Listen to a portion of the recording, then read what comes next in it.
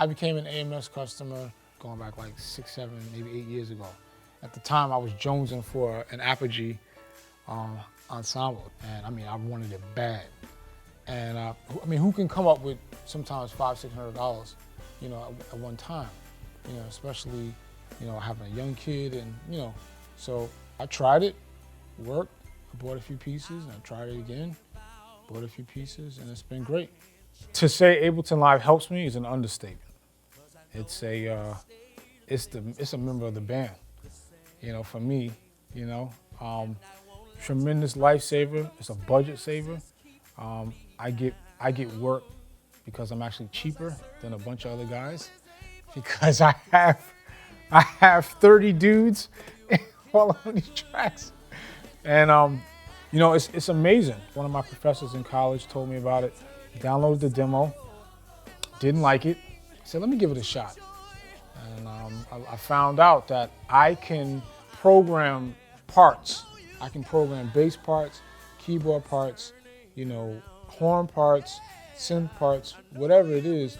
I can already pre-record them, load them in as clips, and then play them section by section. It's been a lifesaver.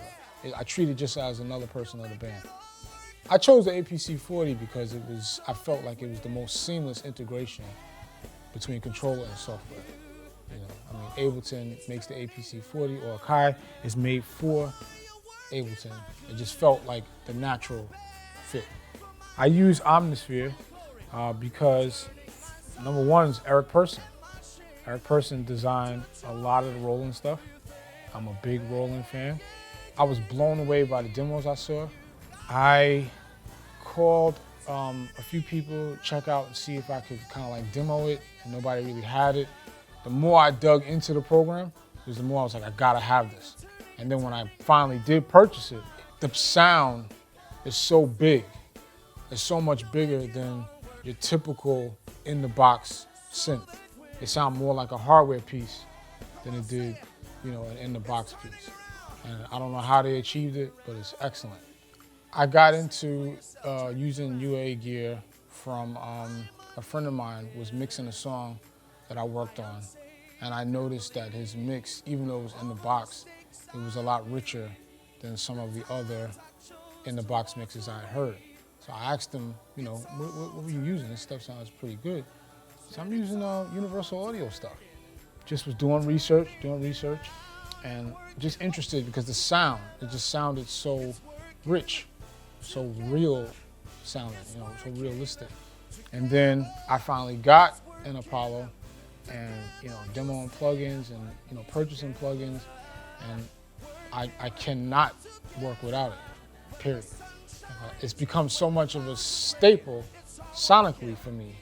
Using other forms of plugins or other ways, you know, of work, it takes me 3 or 4 things on the signal path than just one, you know, UA plugin. I mean, it's night and day.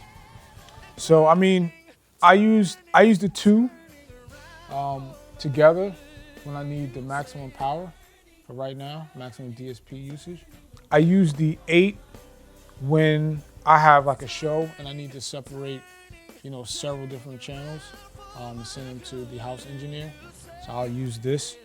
For church, this is great because it's portable, it's, you know, smaller footprint.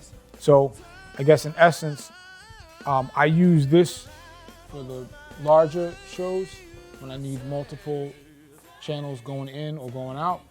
And when I just have like a basic setup, I'll take this and this stays home. I'm currently using the Shure SE425. Really like the dual driver. Get super clean highs, nice lows. Fitment is great. You know, I can stick it in my ear. It does not move. Feels great. Wire is super sturdy, and I can has like a little drawstring thing, so I can get an exact fit to my ear. You know, and I can get a little movement, but when I turn, it's not like, you know, coming out. So a good solid set of headphones all the way around. I'm Randy Jenkins, and I caught a break at AMS. Oh, yeah.